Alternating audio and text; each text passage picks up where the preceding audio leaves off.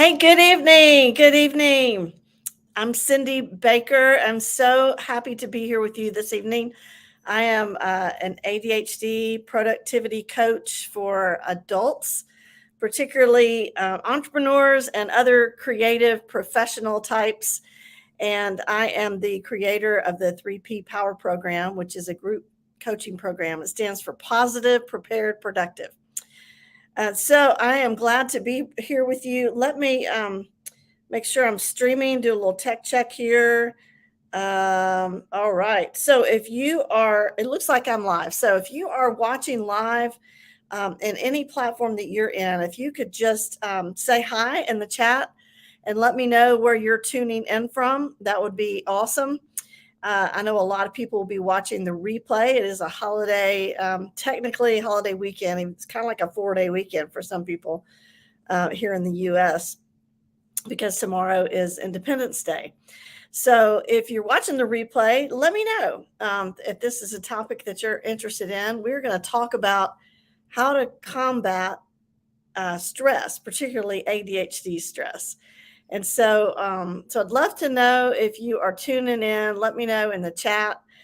Just say hi. Let me know where you're tuning in from. And if you're watching the replay, let me know that as well. So stress. Okay. I know. I think that one of the biggest stumbling blocks for entrepreneurs that I know, and particularly ones with ADHD, is one thing: stress. And the sad thing is, most of that stress can be avoided with the right training, because a lot of it is caused by unmanaged ADHD. So, stress, it's a problem for a lot of people, obviously, but for people with ADHD, stress makes their symptoms worse. And then when you have worse symptoms, you feel more stressed, and it's a vicious cycle. And so ADHD symptoms cause stress, and and then it makes your symptoms worse to have stress. So you see where I'm going with this. But we have stressors in our life, right? We have external stressors, and stresses within our own brains too. And for people with ADHD, frustration and stress levels, they're almost constantly elevated because the ADHD brain doesn't filter out stimuli like other people's. It doesn't slow down, it doesn't easily concentrate. I've heard it described as a race car brain, like a Ferrari engine in a some other kind of car. I'm not a car person. There goes my illustration, right? But you know what I mean. People who study neuroscience, they say that stress affects the prefrontal cortex in your brain, and that's the same location of the brain affected by ADHD. And so research has shown that stress actually causes changes to the brain, um, and particularly stress caused by trauma. There's a decrease in the executive functioning abilities of the brain, and that's a lot of times that's seen in a person's ability to organize information and activities and manage emotions. There's a reduced cognitive capacity for making decisions, goal setting, problem solving, all stuff that you need for your job, right? And cognitive, what they call self regulation. So it's important to address both the cognitive challenges and the emotional challenges. A lot of times the emotional challenges are just dismissed as, this person is just too emotional or whatever. Um, but emotions interfere with our ability to do our jobs well, or run a business, or run a household. And so it's important to address it. And so my whole philosophy is that working with your ADHD rather than trying to fight against it, that's the best strategy. You have to do what works for you. You can't follow everybody else's way of doing things because your brain's wired a little differently. And so embracing your positive traits and strengths, that's going to help you reduce stress because you're not going to be trying to be somebody that you're not, somebody you weren't created to be. You're struggling against yourself, in other words. So, you know, in the past year or so, I keep hearing more about mindfulness, and I'm not a real woo woo person. So I was like, what? That just sounds weird. But the more I read and studied about mindfulness, that actually can really help with stress.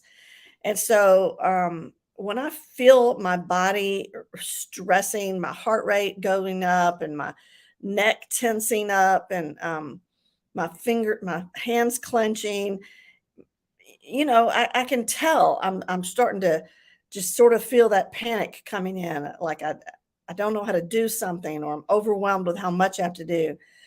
I have practiced just pausing for a few minutes and just being aware of where I am sitting in my chair or standing, and just centering, in other words, instead of worrying about what I was worrying about, I just think to myself, okay, I'm standing here, I'm sitting here. And then I practice deep breathing for a few minutes. Nobody really has to know that you're doing this, but you just breathe in for 4 counts and breathe out for 4 counts, really slow. So I can't see you. So let's try that. Okay. Um, just where you are on the other side of the screen, just breathe in 4 counts. 1, 2, 3, 4. And now breathe out. Very good. Let's try it again. Breathe in. 1, 2, 4. And breathe out. All right. Fist bump to you. Um, every hour, if you can, set a timer if you need to, pause and then notice what's going on, and notice what's going on in your body, and practice that. That has calmed me down. Now, it doesn't fix all my tech problems or whatever I was stressing out about. Um, but if you can just stop and pause and express gratitude, that's another thing that's really helped me. It's just kind of like, okay, this tech is driving me crazy, but hey, I mean, at least I can afford a computer, right? I have internet, I have an online business. I mean, whatever you can be grateful for, it kind of shifts your perspective a little bit. So, again, if you're watching, let me know. I feel like I'm just talking to myself tonight, because I know it's a holiday and a lot of people are probably going to be catching the replay. And that's cool too. Just let me know. Um, so another thing that helps combat stress, and this is another thing that I really teach in my coaching program, is to create and maintain routines and systems. That it sounds like restrictive, but it actually gives you freedom. Structure gives you freedom. Say that structure gives you freedom. um, but routines and systems help minimize stress because you don't have to make decisions. Um, you know, it's like autopilot, automating. You automate daily tasks, and then you don't have to decide. You know, I mean, I'll take a simple one: brushing your teeth. Okay, um, I brush my teeth in the morning, and I don't have to think about it. I just have a routine. It's automated, something that I do. And the more you can automate like that in your brain, the less stress you're going to feel. Um, and I'll just say a word here too. And this may not be something you can do something about right now, but you do need to take a look at your job. If your job is just sucking the life out of you, um, you need to step back and say, does this job match my skills and my strengths? One of the best things you can do if you have ADHD is to do what you're good at. Do what you're good at. Stay in your zone of genius. Um, and if you're in a job that you just hate just for the money, maybe it's not worth it. Maybe take a step back and think about what could I do. Maybe I start a side hustle or take some online classes, send my resume out, update my LinkedIn. Maybe you need to make a change, because that's what I hear a lot of people talking about when they talk about stress. Um, all right. So another thing is you need to move your body. If you are a person who just sits at the computer all day, you got to get up and move. You don't have to go do, CrossFit or whatever. I mean, you can if you want to, that's awesome. Um, but you need to exercise, and it doesn't have to be strenuous. You could just take a walk. They say 30 minutes a day, at least 6 days a week, and it doesn't have to be consecutive. So you could do 10 minutes in the morning, 10 minutes in the middle of the day, and 10 minutes after work. But you've got to move, because what that does is it lets off some chemicals in your brain, those neurochemicals that are that dopamine, that feel good hormone that you feel when you're feeling happy. And so you need that. You need that to get you motivated. Um, you need some hobbies. You need some things outside of your job as well. And when you're working, take breaks. I've spoken here before about the Pomodoro method.